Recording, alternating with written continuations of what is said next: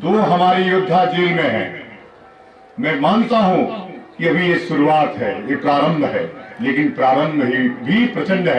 मैं इस बात को कहता हूं महाराज श्री कि महाभारत का उद्घोष हो चुका है। अब तय करना है कि आप कौरवों की सेना में हैं कि पांडवों की सेना में हैं। ये तय है कि इस धर्म की संस्थापना और हिंदू राष्ट्र के निर्माण तक ये महाभारत चलता रहेगा।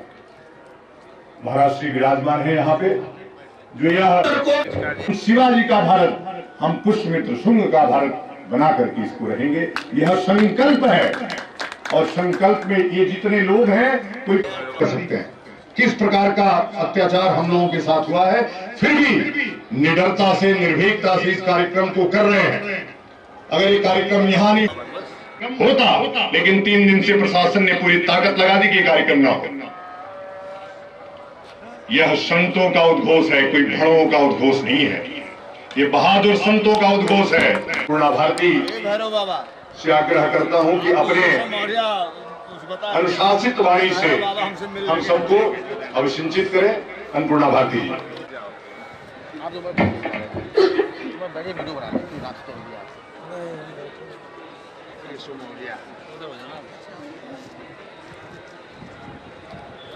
ओम भूर्भुवस्वः तत्सवितुर्वरेण्यं भर्गो देवस्य धीमहि। खाने के लिए झपट्टा मारती है, तो बिल्ली झपट्टा मारने की पूरी तैयारी कर लेती है पैर जमा के।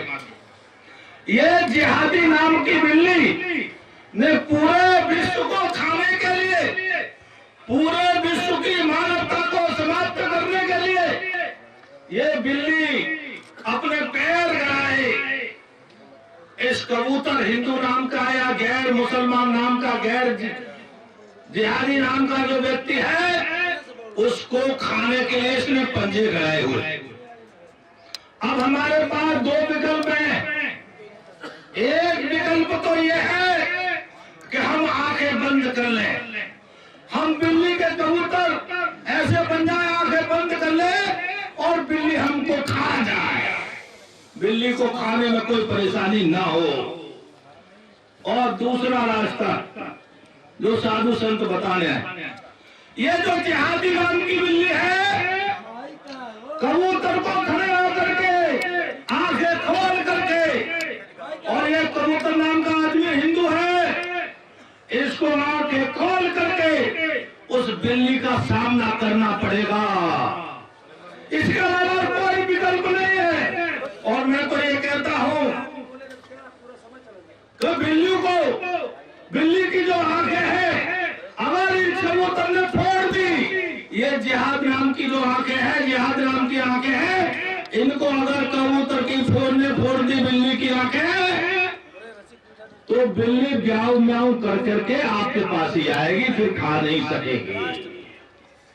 संपूर्ण विश्व में 313 प्रकार का मुसलमान होता है, जो 6 भागों में बटा हुआ है: सिख, सैयद, मुगल, पठान, कसाई और भाटू। 3 जगह से फतवा जारी होती है। एक तो हमारे उत्तर प्रदेश में ही है, देवबंदी। दूसरा भी हमारे उत्तर प्रदेश में है, जिसका नाम है बरेली। हम साधु समाज सबसे पहले भारत सरकार से ये मांग करें कि ये संस्था को मिटा दिया जाए। जब तक ये संस्था नहीं मिटेगा, हम लोग बोलते रहेंगे, सरकार उनको साथ में रहेगी, क्योंकि लोकतंत्र का विषय है, वोट का विषय है। अभी एक बहुत अच्छी बात कह रहे थे हमारे संसदीय ओवैसी की बात। अन्य भारतवर्ष के उत्तर प्रदेश के जो राजनीतिक लोग हैं, वो कुछ बोलते हैं तो उस पर एफआईआर दर्ज हो जाता है। तो वो एफआईआर दर्ज कराने वाले लोग ओबीसी के खिलाफ एफआईआर दर्ज क्यों नहीं करवाते? कौन रोका है एफआईआर दर्ज कराने से?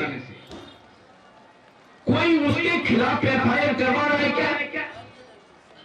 हमें इस बात पर भी गहरा चिंतन करना होगा कि हमेशा खौफ है बुज़दिलों से दिलेर को, हमेशा खौफ है बुज़दिलों से दिलेर को, और समय पाकर कुत्ते भी काट लेते हैं शेर को। भावे, देवबंदी और बरेली, बरेली जो है उसे बम बनाने का ट्रेनिंग देता है और देवबंदी जो है योजना बनाने का ट्रेनिंग देता है कि कैसे कहाँ योजना बनाया जाए। इसलिए तीनों संस्थाओं के बारीक अध्ययन आपको करना होगा, चिंतन करना होगा। और ये जब तीनों संस्थाएं खत्म हो जाएगी, जब उनके जड़ें खत्म हो जाएगी तो अपने आप वो नष्ट हो जाएंगे। धन्यवाद। जय श्री राम, जय भारत माता, जय गंगा माता। सब सकते हैं भाई, हम भी इसी में बैठ सकते हैं। ये संत भी मठों में बैठ करके मठाधीश बन करके चैन से रह सकते हैं। सुबह शाम की पूजा पाठ और रात खत्म, पर क्या इतने से काम होगा? क्या इतने? ये माघ मेला है, आज संतों का मेला है।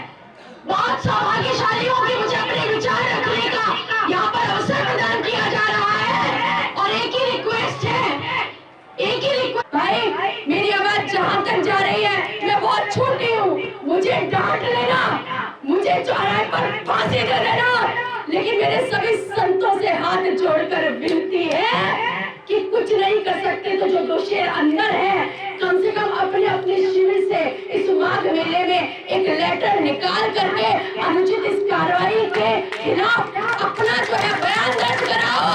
और मुख्यमंत्री योगी जी जो अभी नहीं आएंगे, इसलिए ये तो कर सकते हो।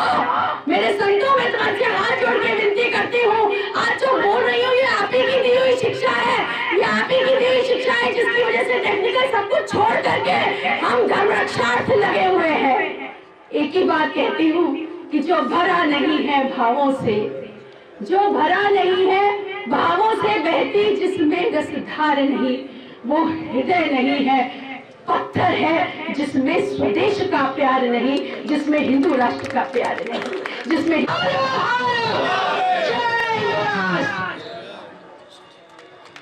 कि हरिद्वार धर्म संसद के लोग हैं। हाँ, महाराज श्री ने आग्रह किया है कि हमको शेर चाहिए, गीदड़ और सियार नहीं चाहिए। तो इस मेले में तमाम गीदड़ और सियारों के भी का आगमन हुआ है।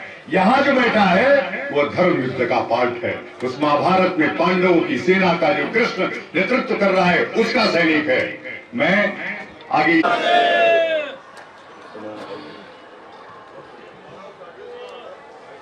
कार्यक्रम अपने समाप्ति के तरफ बढ़ रहा है और जिसकी हम सब बहुत देर से प्रतीक्षा कर रहे थे। महाराज जी, आज धर्म संसद की आप मुख्य वक्ता थे, अतिथि थे।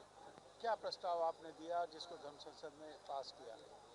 धर्म संसद का प्रस्ताव कि आज से हम भारत को हिंदू राष्ट्र घोषित करता है ये धर्म मंच, धर्म संसद, और गांव-गांव में हम लोग जागृति करेंगे और हर व्यक्ति अपने गांव में भारत को हिंदू राष्ट्र लिखे।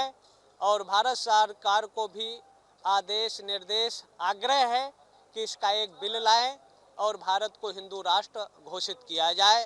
धर्मांतरण पर पूर्ण प्रतिबंधित किया जाए। जो यहाँ की गरीब, अशिक्षित, असहाय जनता को धर्मांतरण कराकर इस देश के विरुद्ध खड़ा किया जाता है, ये गलत है। सन 54 में जो मठ मंदिरों का अधिग्रहण सरकार ने बिल लाया था, उस बिल को निरस्त किया जाए और मठ मंदिरों को जो अधिग्रहण है वो सरकारी कब्जे से मुक्त हो, हिंदू के अधिकार में हो, हिंदू संतों के उसकी ट्रस्ट बनाया जाए, समाज के लोग रहें, मीडिया के लोग रहें, उसका ट्रस्ट बना के हिंदू हित में उसका धन का उपयोग हो, हिंदू समाज के हित में हो सरकार। और नहीं, अगर ये करते तो सबके लिए, चाहे मस्जिदें हैं, चर्चें हैं, गुरुद्वारा है या और भी है, वो सबको अधिग्रहण करें, लेकिन हमारे मठ मंदिरों को सरकारी कब्जे से मुक्त किया जाए, ये कानून बनाकर निरस्त करना अत्यंत आवश्यक है। धर्म संसद की मांगे हैं। इसके साथ साथ यति नरसिंहानंद और जितेंद्र नारायण त्यागी को सशर्त रिहा किया जाए। इसके लिए हम लोग पूरे देश में जन जागरण करेंगे, जागृति फैलाएंगे। महाराज जी, आप विश्व हिंदू परिषद से भी जुड़े रहे, उनके मार्गदर्शक मंडल में रहे, क्या जरूरत पड़ी कि इस मंच में अलग से आप जुट गए और ये आह्वान करना पड़ा? क्या एक नया आंदोलन अब खड़ा होगा?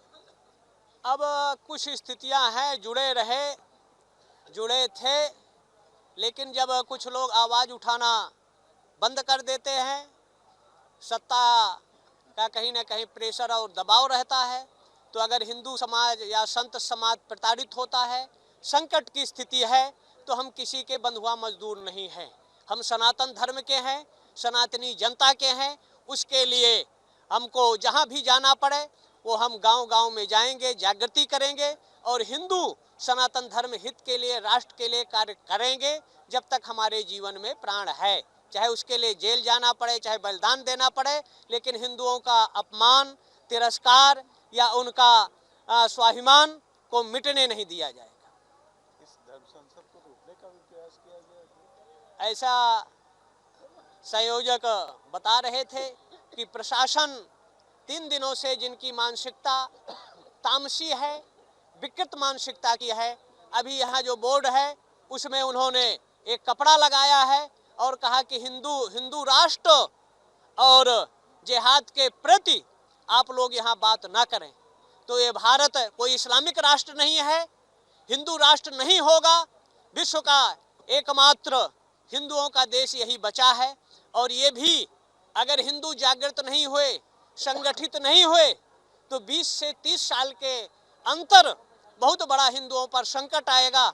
और अगर भारत इस्लामिक राष्ट्र बना तो विश्व की मानवता असुरक्षित हो जाएगी, विश्व में खतरा हो जाएगा। उसका आधार जिहाद है, इसलिए जिहाद के विरुद्ध पूरे देश के लोगों को एक होना होगा, संगठित होना होगा।